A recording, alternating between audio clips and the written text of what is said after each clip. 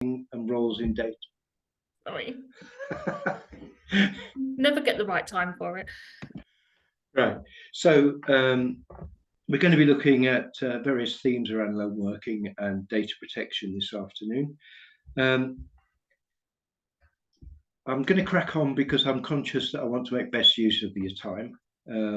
So as Natasha said, please do feel free to ask any questions you may have. It is a flexible and open session. So if anything occurs as we go through, either put it in the chat or I'm quite happy to respond to verbal questions as we go through. So what do we hope to achieve by the end of the session? So we're going to be hopefully providing an overview of the essential requirements related to working alone. And by the end of the session, we'll have looked at some of the issues in loan working. We will have explored the main legislation that's applicable. Again, have a look at some of the risks and responsibilities from both the organisation's perspective and the individual's perspective. We will have looked at measures to meet those responsibilities and hopefully raise some of the lesser considered aspects of loan working, specifically around data and cybersecurity issues, etc. So that's the overview. The main topics we're going to be looking at are the legal framework, so what legislation applies or what legislation doesn't apply in respect of some of the aspects of loan working, exploring and assessing risks, some effective control measures that you may want to consider, and data protection and the roles within data protection and whether they apply or not. So let's start looking at the primary issue of loan working and why it's a theme that I think is worthy of a specific focus. So I think it's true to say that social care environments are an area of work where a large proportion of staff work alone, whether that's in domiciliary care or whether it's in a care home setting, etc. I think quite often workers are working in isolation. And the Health and Safety Executive defines lone workers as those who work by themselves without close or direct supervision. So it's quite a broad definition. And so that means that care workers who work unaccompanied for large periods of time would be classed as lone workers, according to the HSE. And in the social care field, of course, this can include, but I would suggest not exclusively, staff who work by themselves in sorts of situations that I've bullet pointed at the bottom of the slide. So it's those who work outside normal hours, so working with people who use services in the evening, at night, during weekends, bank holidays, those who support people in their own homes. And it often involves things where they might be handling cash, collecting or delivering prescriptions, often travelling to quiet rural areas or high-risk urban areas, using their car and other areas, quite often as a way of utilising it as a mini office or a base for their activities during the course of the day. So, and I think this whole theme of lone working in its broadest definition is often overlooked as an area that requires attention in social care. It's often perceived as unexceptional and expected, and indeed it is. But I do think that expectation and the fact that we perceive it as unexceptional often means that we're at risk of overlooking some of the issues that relate to that situation. And I think that, you know, it's worth just reflecting on the fact that working alone can often be a daunting prospect for many people, that the level of responsibility is quite high, and that responsibility frequently falls to the individual who's on the spot, and they're having to make snap decisions on the ground. And so I think it's fair to say that we should acknowledge that there are inherent risks in the act of lone working, and that we need to be able to identify what those risks are and manage them. So we need to be thinking about whose responsibility is that. And if we look at the balance in terms of where does the buck stop, we could say that it sits with the employer, who's responsible for the lone worker going out and providing the services that the organisation has asked them to provide, or we could say it's the employee, that they are individually responsible for resolving issues, concerns, dealing with situations where they are.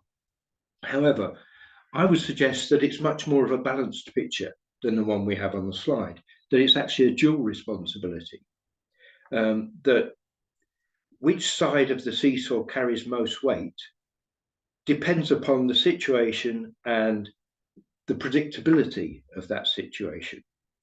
So some aspects are clearly identified obligations, others are less clearly defined. So I suppose that a good starting point is to look at the regulatory position. So what does the legislation state in terms of whose responsibility and what are we liable for, and how much of that are we liable for? So if we look at what the Health and Safety at Work Act says, it says that both parties have obligations. However, if we look at the legislation itself, we can see that there are no legal duties specifically in relation to lone working, and there's no legal bar to people working alone. So I think that places a greater responsibility on employers and employees to think about this as a theme and a topic for themselves, and to identify what works and how to work within that. There is, however, legislation to ensure a safe working environment. So I mentioned the Health and Safety at Work Act just now, but there are a whole raft of legislations relating, regulations relating to safe working conditions, etc. And I've listed a few of them here, and we can see that the vast majority of them are looking at the workers' rights. So management of health and safety at work regulations, the health and safety first aid regulations, the provision and use of work equipment regulations, lifting operations, lifting and handling, control of substances hazardous to health, RIDDOR, and the corporate manslaughter and homicide act. All of those things have been put in place to ensure that employers take their responsibilities seriously and are there to protect the worker. I would suggest that very few of the regulatory frameworks that we have, very few of the regulations that we work under, actually relate to the service users that you are supporting. And obviously I'm not negating the safeguarding legislation and Mental Capacity Act, etc. But you'll see that down at the bottom here, I've also put the Data Protection Act 2018 and UK GDPR, which relate very specifically to the obligations of the employer, but also the individual actions of the worker. All are designed to protect the client's rights in relation to data and personal and confidential information. So the legislative framework we've got isn't very helpful when we're thinking about lone working per se. However, it does have some very serious implications in terms of both how the individual lone worker perceives the responsibilities that they have when they're lone working, but also in terms of the people that we're supporting and the rights that we have in relation to some aspects, such as data protection, etc. So if we then take a particular focus thinking about lone working, I've attempted to highlight the various responsibilities within the legislation. So let's have a start with the employer. What are the actual employer's responsibilities? So a number of these have, a number of the legislation that I've just put up on the slide have particular relevance to lone working. And the aim of that is to ensure that the lone worker is not at any more risk than any other employee in a work environment where they might be working with support and with supervision and with other people, etc. So key responsibilities are carrying out risk assessments, and the risk assessment responsibility cannot be transferred to the lone worker. It is the responsibility of the organisation, of the employer, to ensure that appropriate risks have been identified and that appropriate risks have been managed or mitigated. They also need to put systems in place to ensure that staff who work alone are safe, and then to record all those assessments and safety measures that have been identified to alleviate that risk. So there is also then, having assessed the risk, having put in measures to ensure that staff who work alone are safe, there is the responsibility to regularly evaluate those systems to ensure that they're still valid. And where a risk cannot be made safe, there is the expectations that 2 or more workers should carry out that task. So it's all about protecting the employee from a potentially risk-laden situation. The employer needs to make sure that staff training takes place in relation to all areas of lone working, etc. And there is an obligation placed on the employer to know where lone workers are during the day. So ensuring that they are supervised regularly, and clearly it's not only the legislation that states that there should be a level of supervision, but if we think about supervision in its management sense, then there is also the CQC requirement that staff receive regular supervision. And that's part of the protective framework that we place around people who are in lone working situations, so that we can ensure that they feel supported and that they can raise concerns and issues, etc. And that supervision can be carried out differently from workers who work together. So there is the flexibility there in terms of making it work for the organisation as well as for the employee. And then clearly there needs to be insurance in place to cover lone working specifically.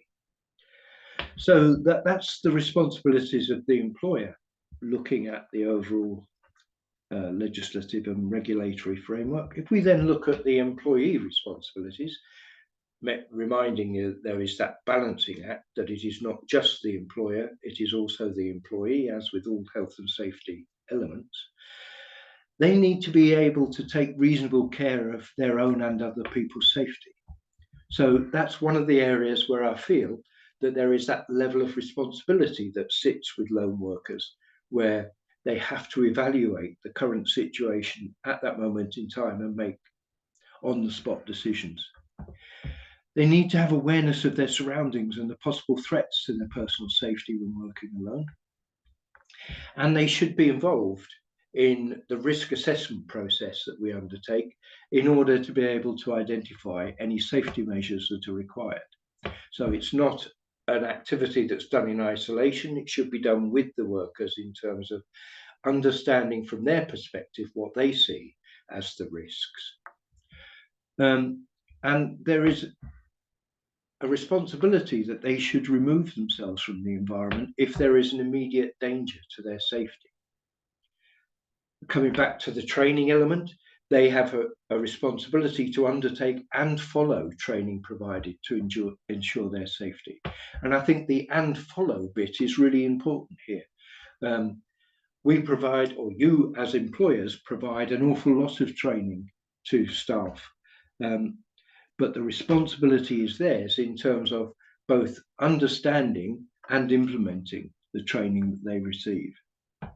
Then we can look at things about taking regular breaks to avoid working excessively long hours. And I suppose linking with that is this whole issue, particularly for domiciliary care workers, about the gaps between visits and what's physically possible in terms of achieving the workload that they might have been given.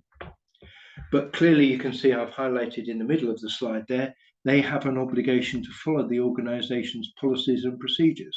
So in the same way as I was talking about the training, that making people aware of the policies and procedures is one thing, making sure that staff then actually adhere to the policies and procedures that have been written to keep them safe is really important.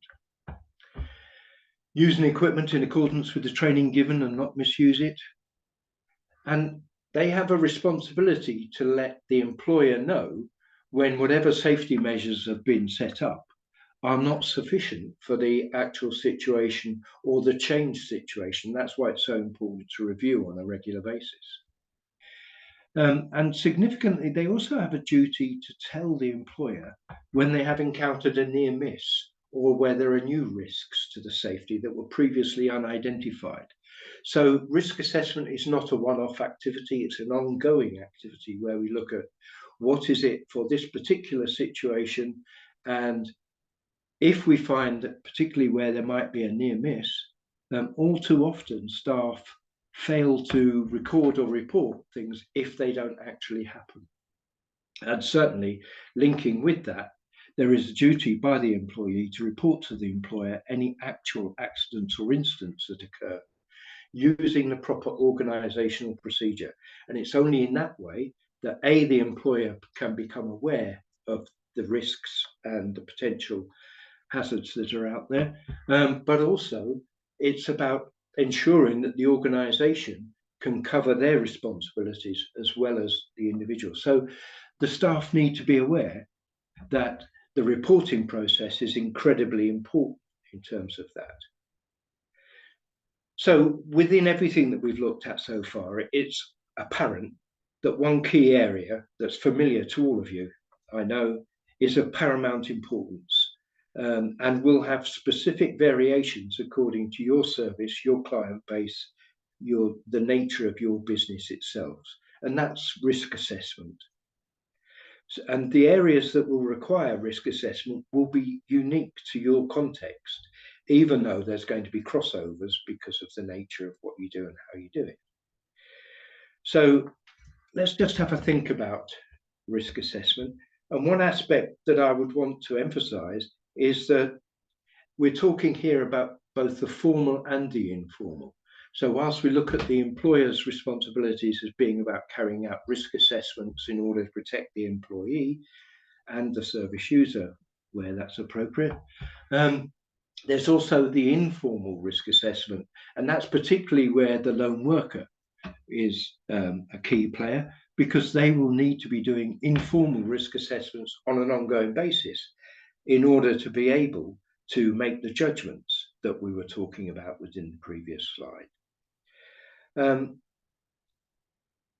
And that risk is often a changeable factor in our work and needs to be constantly re-evaluated according to that current reality. So they need to be aware of the need to adapt and report accordingly. So it becomes that ongoing process that I was referring to, and not just that one-off activity.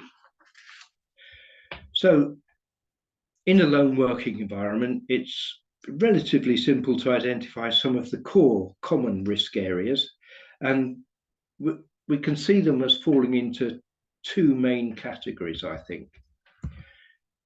So we might be thinking about work environment risks.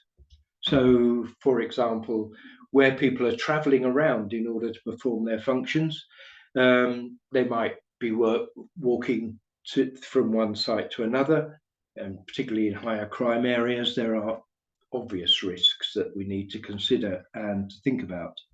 Home visits per se are inherently risky in the sense that often people, particularly on a first visit, may not know what they're walking into.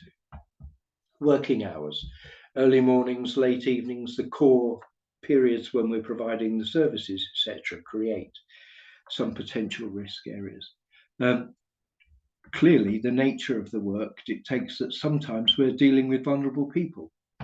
There may be drugs or alcohol involved. There may be issues with domestic violence, those sorts of things. And in some situations, they may be handling cash or valuables, opening up a whole set of risk elements for the individual, not only in terms of physical aspects, but also in terms of psychological, emotional, where people may be making allegations, those sorts of things. And then we've got the task risks.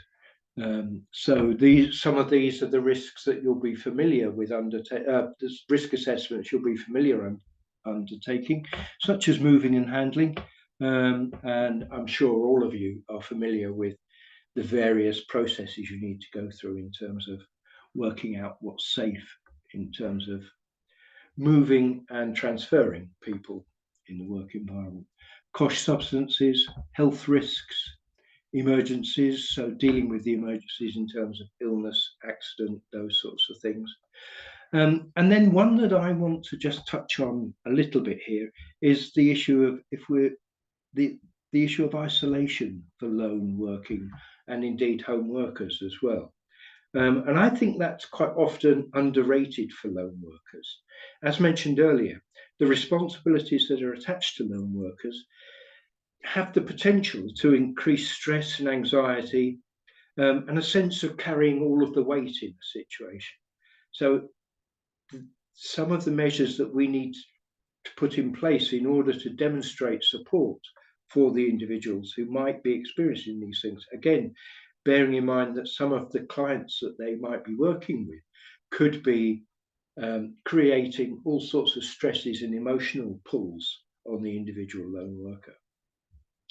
So this is why appropriate support becomes critically important, especially for lone workers. But I believe that it also has a knock-on effect in terms of things like staff retention, etc. Because if staff feel supported and guided through stressful and difficult situations, isolating situations, then they're far more likely to want to continue within that situation, etc. So I've highlighted some of the less common areas of risk. So we've looked at common areas, both in terms of work environment and in terms of the task itself. Let's have a quick look at some of the things that I thought might be less commonly focused on in terms of the risk assessment process. So data protection, confidentiality. They will have covered it in induction, but how easy is it?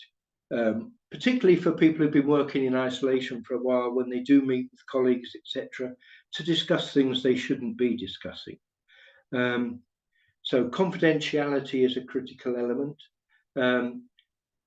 And under data protection, we also have to think about if people are working in different locations outside of the HQ or the base, then they may well be using mobile devices of some description, either their own or those provided by the organization. And we need to be thinking about the bring your own device policies that we might have. What security have we got to protect the information on those? Can we track lost devices, etc.? And if we're thinking about paper records, there's a whole host of things we need to be thinking about here. We've all heard the stories of stolen files, lost files, things taken out of the car, etc. So there are a whole host of risk factors that are not about necessarily protecting the lone worker, but it's about protecting the people who use the service equally.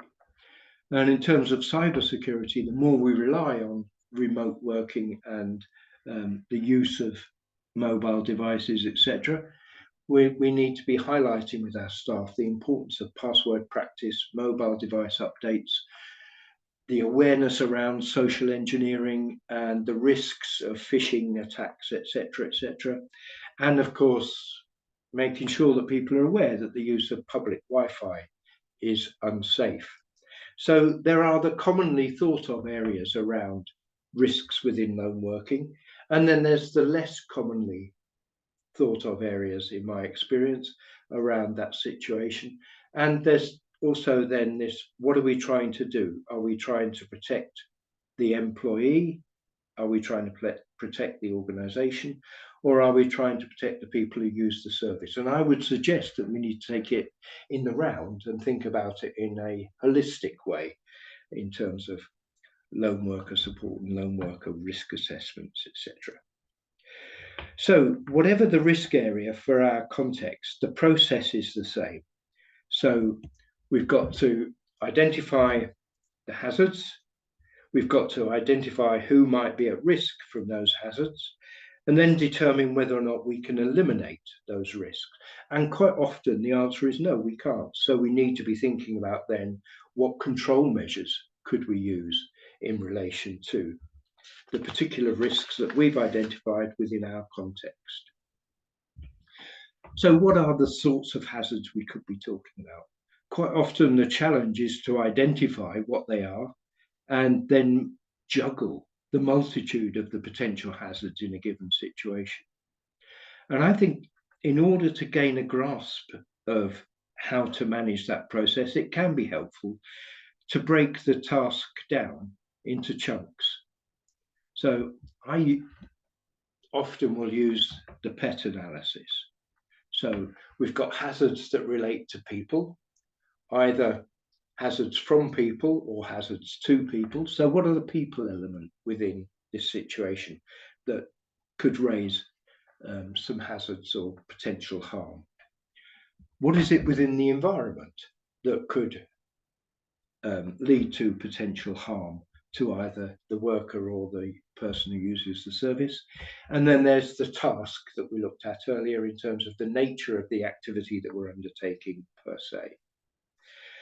And then I've put together some examples of how we might be able to start that process.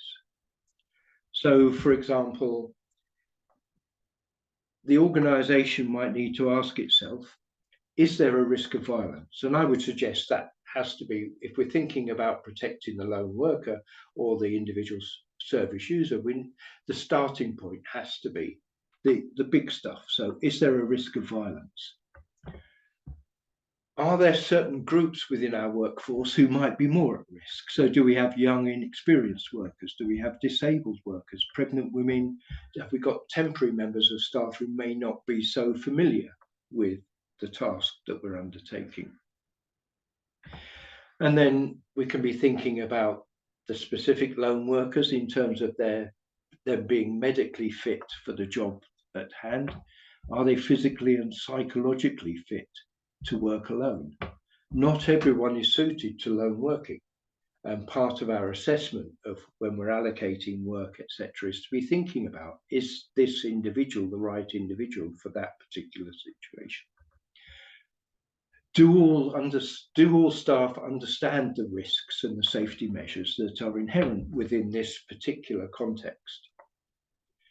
And then for the organisation to consider that issue of supervision that we touched on. How are we going to do that? What sort of supervision will we do? Will we do on-site visits? Will we do telephone checkups? Will we provide that supervision in a way that means they have to come to the office?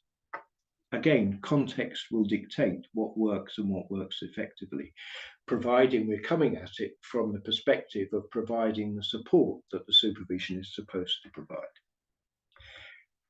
And then thinking about communication. Have we thought about every eventuality managed within the organisation? So have we thought about how we're going to communicate in an emergency situation? Have we thought about how we communicate in an out of hours situation? Does that work? Can we make sure that if someone is working late at night, that the on-call phone is going to be answered, etc.? Are there systems in place if the lone worker becomes ill or has an accident? Again, we were talking about the anxiety and stress of the individual. Do they feel they have to continue because there's no process in place for them to be able to say, actually, I'm not up for it at this moment in time? And then as an organisation, we can think about equipment and technology, and increasingly, this is becoming an option within social care. Can we reduce the risk to lone workers through the use of equipment and technology? For example, just off the top of my head, I could think that in the same way as we monitor children's activity via their mobile phones, could we possibly think about monitoring the location of the worker in relation to where their mobile phone is at that moment in time? Does the person using the service or others in the household have an infection that could be spread? And I put that one in, obviously, because of the pandemic, etc., made it prominent for me. But it's not just infections, it's other situations that we need to think about as part of that risk assessment process. And then going back to what we said about the policies and procedure element, are all staff aware of and applying all policies and procedures? And again, specifically, I've highlighted here, bring your own device policies. So if people are using their own mobile phones, how do we know that they are complying with the policy and procedure that we set in terms of the protection that should be built around that device if there is any personal and confidential data on there? So what are some of the ideas that I came up with as to measures we could consider to support lone workers? Well, there is assessment in terms of their suitability, their ability and willingness to work in a lone working situation, assessment of the situation. Part of your risk assessment is assessing what the environment is like, etc. Providing the supervision we've talked about, thinking about on-call systems. Do they work? Are they reliable? Are they perceived by the lone worker as being effective? And that's the really important thing. Because in my experience, once someone tries a system and it hasn't worked, it starts to undermine the confidence and security of the individual in that system. Do we have some form of emergency alert system in place? Do we make sure that our scheduling is appropriate in order to ensure that we're not expecting too much from the individuals, both in terms of the number of visits, for example, if we're in domiciliary care, but also in terms of the number of shifts, for example, in a care home, the length of the shifts, all of those things that challenge, particularly when we are in a recruitment difficulty time, where it's difficult to get the people and therefore we're still needing to provide the services. But we still need to be thinking about the staff that we are responsible for and ensuring that we're not expecting too much from them. I touched on tracking and tracing systems just now. Do we know where people are? Do we know that that's where they should be at this moment in time in terms of being able to respond should there be a critical incident? Do we think about anyone who might be making visits to unknown people and locations? So how aware are we of the location where a particular service user might be? Are we aware of the people that they're actually visiting, and indeed the other people who might be on site, not just the person that we're providing the service to?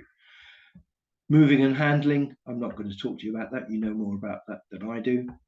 And the use of bank staff, and again, their lack of familiarity with the situation that they might be working with. So we need to be constantly aware of and complying with the safety measures that we put in place, thinking about all of those particular situations. And on the left-hand side, I've put some other things that I'm not going to focus on in too much detail. They're the sorts of things that I would expect people to already be thinking about. So PPE, driving safety measures, parking safety measures, what can people do when they're driving to stay safe, etc., etc. So these are some of the things that you might want to consider if you are employing lone workers. Think about as part of your risk assessment process. So what are some of the key areas that we need to be thinking about to keep staff safe? Traceability, and I think that's really important. Do we know where they are scheduled to be? Do we know if they're there? Do we know that it's possible for that to happen in the way in which we expected it, etc.? Are people aware of the emergency procedures? Do they know what to do should things not work out in the way in which it was anticipated, or in a way that is different from how it normally happens? Accident and incident reporting and recording, again, re-emphasizing the need for people to be aware that they need to report near misses and need to record and report actual events in the appropriate way, because it's all about facilitating correlation of data that then informs the risk assessment. So have we got the risk assessment wrong? Has things changed? Do we need to reassess that risk in order to make sure that it all works for everyone concerned? And then just thinking about this issue of data and data protection again is everyone aware of and understands their personal responsibilities and the organizational responsibilities in terms of keeping people's personal and confidential data safe? Have we got an effective policy and procedure in place? Do we make sure that people are adhering to the compliance with that policy and procedure through our effective monitoring of those situations? So let's just have a look at some of those in a little more detail. In terms of traceability, thinking about timekeeping, scheduling, visits and shifts, etc. How long should each visit activity take? Often specified within the care plan, etc. How long should the care worker spend travelling between those? Again, it's about the stress that we are placing on individuals and how we ensure that we are fulfilling our organisational responsibilities. How do we know that that's all happening in the way that it should be? How do we know that the care worker is where they should be at a given time? If someone phones to say a care worker hasn't arrived or they don't arrive back at the office, the idea is that we will know early on whether or not there's a possible problem with the care worker, and we can make calls or take other action in order to find out whether there are any incidents the care worker has encountered. What communication systems have we got in place whereby the care worker, for example, might phone at the start and the end of a visit just to alert us to the fact that they are safe and that they are moving on to the next visit. Similarly, we're at the start of or the end of the day, so that the organisation knows the care worker is safe. And there are lots of more sophisticated ways of doing this coming on stream that people are starting to employ. Have we considered an automatic scheduling system whereby the care worker enters the start and finish time of their visit, alerting the organisation when they don't show up for a scheduled visit, and we can make inquiries to see what the situation is? Whatever the system that works for us in our environment, what's really important is that we make sure that they're used and they're used effectively by both the organisation and the employee. Then moving on to thinking about emergency planning, clearly staff are responsible for ensuring that any measures are followed in an emergency situation, but they need to know in order to be able to follow it. So they will need to know, what is the system? What type of emergency situation is it when they should be calling for help? Who do they need to contact? How do they contact them? And have we got things such as code words? For example, should someone be in a difficult situation and phone through to the office, is there a certain phrase they could use to alert the organisation to the fact that they're in a dangerous or threatening situation that we might need to respond to? So again, it's thinking through what works for you. How does it work in your organisation? And again, what's the level of risk that we've identified within the process? Thinking about accident, incident, and near miss recording and reporting. Why do we need to do it? Well, because it's about building that picture, both in terms of enabling us to be able to reassess, replan, and determine the appropriate course of action, but also in terms of highlighting that and verifying that both the individual, the organisation have done what they should do, providing that paper trail in terms of the process around accident incident reporting. What do we need to record? What do we need to report?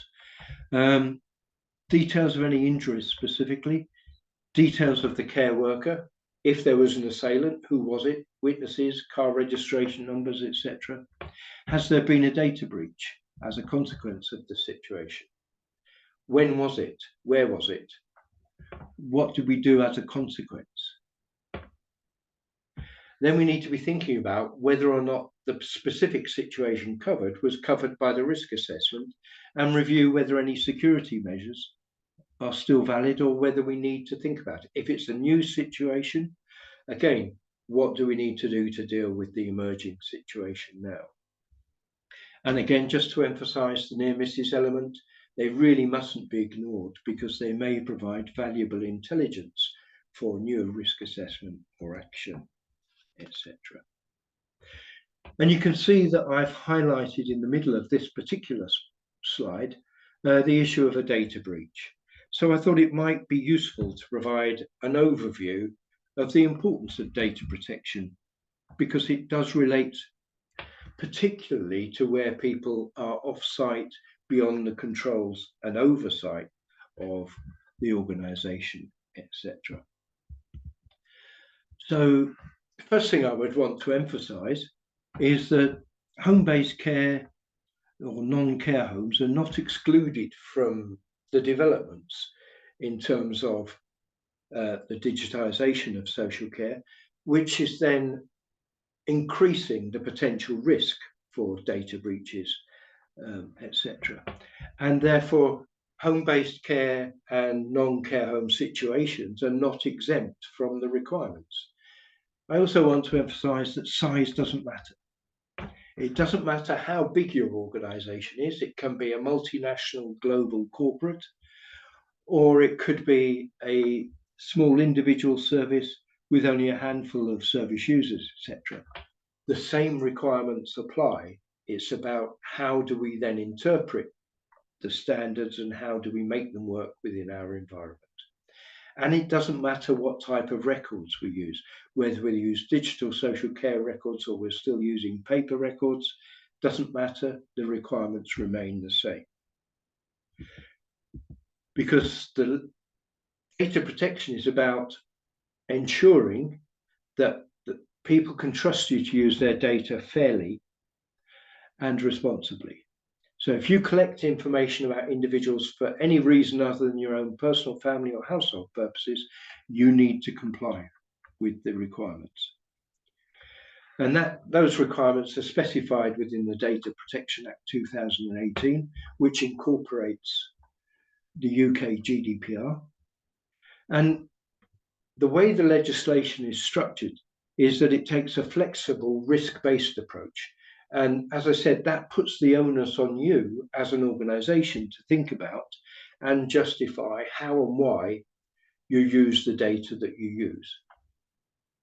And increasingly, as I mentioned just now, with the digitization of social care, data protection is going to need to consider cybersecurity measures in all aspects.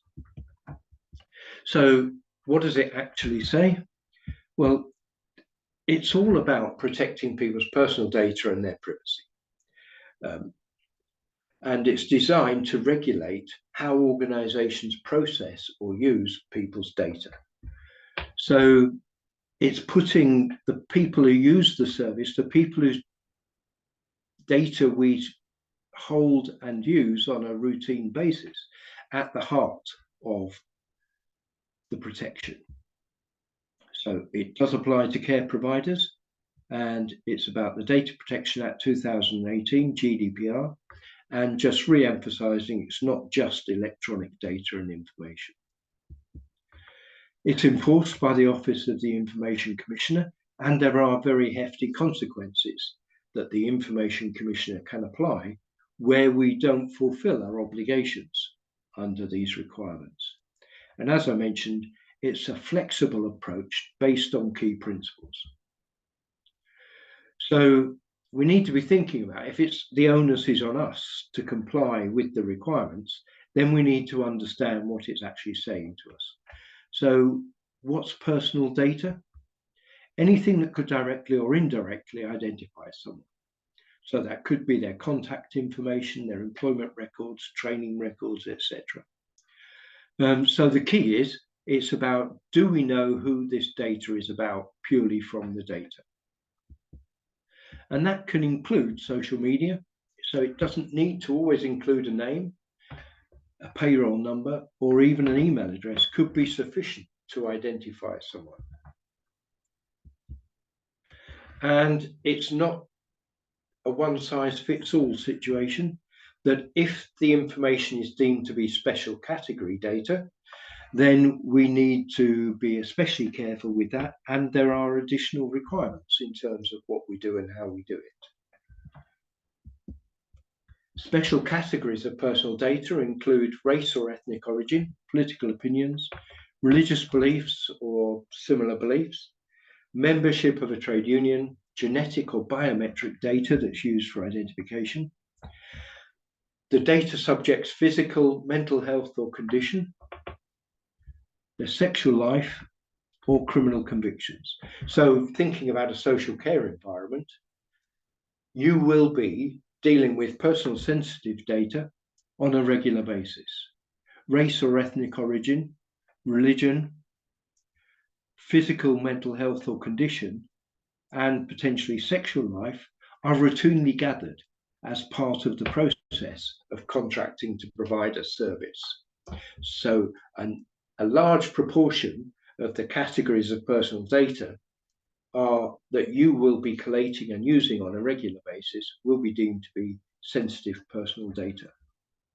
Similarly, for staff, criminal convictions, we are legally obliged as employers within the health and social care environment to gather information about people's criminal convictions before we're even allowed to employ them. So both for staff and the people that we support, we are routinely holding and processing sensitive personal data. So how can we ensure that we are compliant with that? How can we ensure that we've thought about all aspects in relation to this particular area? I would suggest that the Data Security and Protection Toolkit is a really good way of actually assessing our compliance, assessing our readiness for achieving the protection and upholding those rights of the individual. So because it's a self-assessment covering all that we've looked at in relation to data and cybersecurity, and therefore the elements within the lone working environment that I talked about, and because it's a self-assessment, it's based on a series of questions asking you to evaluate, have you done this? Have you got this? Do you think about this? It is free, there is support available, and completion of the Data Security and Protection Toolkit is endorsed by government, CQC, NHS, etc., and indeed is the gateway to the digitisation of and the transformation of health and social care in the future. So all round, it makes perfect sense to use it as a way of assessing where we're at. And one of the things that I said I would touch on is that within the DSPT, it asks who carries out the various roles within your organisation. So I thought it might be useful just to highlight what those roles are and what they might entail. And I'll do that very quickly because I'm conscious that I want to allow time for questions should there be any. So first and foremost, I would want to highlight that the responsibility for data and cybersecurity is everyone's responsibility. That whilst there may be specific roles within the function, that actually the reason I was emphasising the training for staff is that they need to be aware and they need to comply and they need to follow the requirements around all of this. So various roles identified on the slide there. We've got data controller, data processor. Who's a data controller? Who's a data processor? I'll come on to that in a minute. Information governance lead or IG lead, data protection officer, DPO, senior information risk officer, CIRO. And then we have the Caldicott Guardian. So these are the roles that are commonly talked about and feature in the DSPT. So if we look at the general responsibilities, UK GDPR applies to controllers and processors.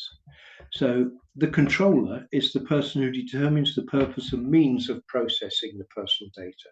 So as the title states, they're the person who controls that data. And the processor is the person who uses that data on behalf of the controller. So if you are a processor, so going back to the lone worker, then the specific legal obligations that you have are that you are required to maintain records of personal data and processing activities. And you will have legal liability if you are responsible for a breach. So from the lone worker's perspective, the accuracy and currency of the data that they're recording on an ongoing basis is critical if they are to avoid it being a data breach. So if it is inaccurate, if it's not up to date, it's a data breach and they will be personally liable. However, if you are a controller, you are not relieved of those obligations where a processor is involved. So it's very much about how the controller ensures that the processor is aware of and complies with the requirements of the legislation, etc.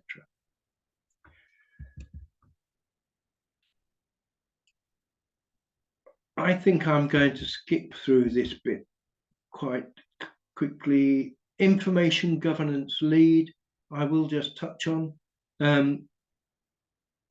Someone within the organization needs to be accountable and responsible for the organization's data protection and cybersecurity. That would be the information governance lead. It needs to be someone at a senior level who can direct others within the organization in order to be able to lead and coordinate the work program around data and cybersecurity. I'm not going to go through these in great detail. If you feel they're appropriate to your organization, they're on the slides and you will have the information there. But I just wanted to make sure they're here because they're referenced within the DSPT and general data protection expectations. The senior information risk owner should be an executive director of the board if you have one. It's not a requirement to have a senior information risk officer. It is an expectation to have an information governance lead, someone who carries the can. Data protection officer, I will touch on in a bit more detail because that often causes confusion. If you are a public authority, then you must appoint a data protection officer. So if you're a GP, if you're a health trust, health commissioner, local authority, or an arm's length body.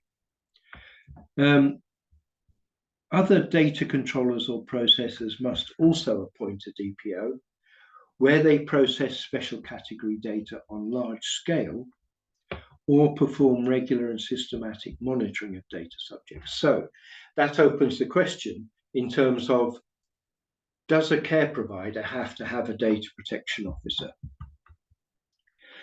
The key here is whether or not you process on a large scale special category data. And I would suggest that the vast majority of independent care providers probably don't meet that criteria, so probably don't need a DPO. But if you're uncertain and you think you might process on a large scale special categories of data, then there is an interactive tool on the Information Commissioner's website that you can use to assess your individual situation. Alan, sorry to interrupt. We've got a question. What about when you are a sole trader? In relation to what? Sorry, that came up when you were talking about the data protection officer. Right. I think you said you couldn't be one on, you had to have a separate person, the Caldicott Guardian. Oh, God. Oh, I haven't got onto Caldicott Guardian yet. Right, let's just have a quick look. Caldicott Guardians. Right, the first thing to say is that the requirement for a Caldicott Guardian is guidance only. It's not a legal requirement. The National Data Guardian has issued guidance that says, I'm going to stop sharing there and just answer the question. Yeah, so Caldicott Guardian is not a legal requirement. It's guidance in terms of what's been issued by the National Data Guardian. And in essence, what a Caldicott Guardian is someone who acts as an advocate on behalf of the people whose data it is. So in a social care environment, it's someone who acts as an advocate for the people who use the service and the staff that we employ, to ensure that the organisation fulfills its responsibilities appropriately in relation to Data Protection Act, GDPR. So it can be a really useful, positive, constructive role. And therefore, in terms of whether it's a different person, I would suggest it makes sense for it to be a different person than the information governance lead, for example, because the two things could be in conflict potentially. So if the Caldicott Guardian felt that an organisation wasn't acting in the spirit of the legislation or not fulfilling its responsibilities appropriately, it would be the Caldicott Guardian who brought that to the attention of the information governance lead or the data protection officer or whoever you've got in your organisation. So it makes sense for it to be a different person. Does that answer the question? It does, but there is just me. I'm a sole trader. So right. I see where you're coming from. Yeah. What I mean. So well, you don't have to have a Caldicott Caldicott Guardian within your organisation. You could share a Caldicott Guardian with another organisation. Okay, thank you. Yeah. And indeed, in some areas, the local authority are allowing care providers to use their Caldicott Guardian. Because, as I say, it's a very different role to the role of the DPO or the information governance lead. And it's very much about empowering service users and potentially staff in a situation whereby they're not comfortable with how their data is being used. I'm just going to stop recording.